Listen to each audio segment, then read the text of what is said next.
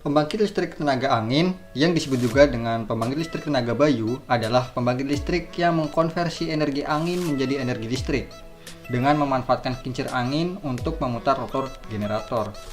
Sumber energi angin sangat potensial dikembangkan di Indonesia karena murah, ramah lingkungan, dan ketersediaannya berkelanjutan. Awalnya, penggunaan turbin angin difungsikan untuk kegiatan penggilingan padi atau keperluan irigasi para petani. Penggunaan turbin angin sebagai pembangkit listrik pertama kali ditemukan di Skotlandia pada tahun 1887. James Split merupakan seorang sarjana yang menggunakan turbin angin untuk mengisi baterai yang berfungsi sebagai penerangan rumah. Ilmuwan Amerika bernama Charles F. Bruce mengembangkan turbin otomatis untuk menghasilkan listrik. Perkembangannya semakin pesat hingga tahun 1900. Denmark mempunyai kurang lebih 2.500 kincir angin yang digunakan untuk memenuhi keperluan penggilingan, pompa, hingga pembangkit listrik.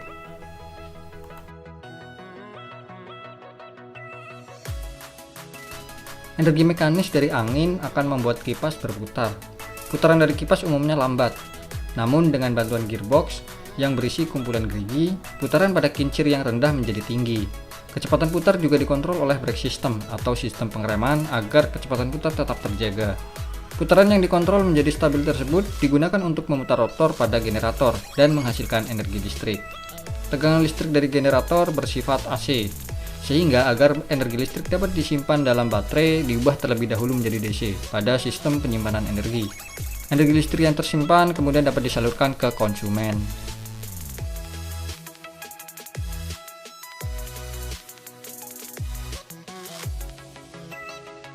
Angin merupakan sumber energi terbarukan, sehingga tidak akan pernah habis.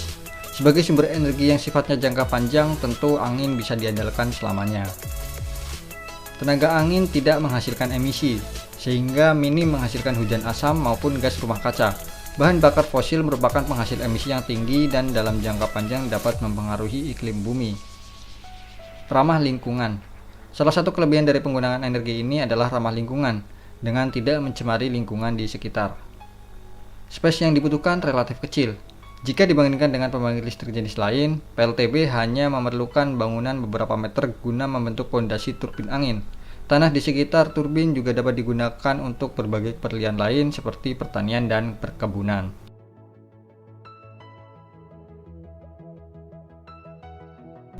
Angin bersifat tidak mudah diprediksi. Hal ini sama seperti tenaga surya. Walaupun tak terbatas, namun kurang begitu bisa diandalkan pada saat-saat tertentu. Biaya pembangunan cukup besar. Selain itu, pembangunannya juga harus jauh dari sumber beban serta memerlukan transmisi berbiaya tinggi. Perawatan PLTB relatif mahal. Selain cost maintenance turbin angin yang mahal, usia pakai turbin juga tergolong singkat. Ancaman bagi kehidupan hewan.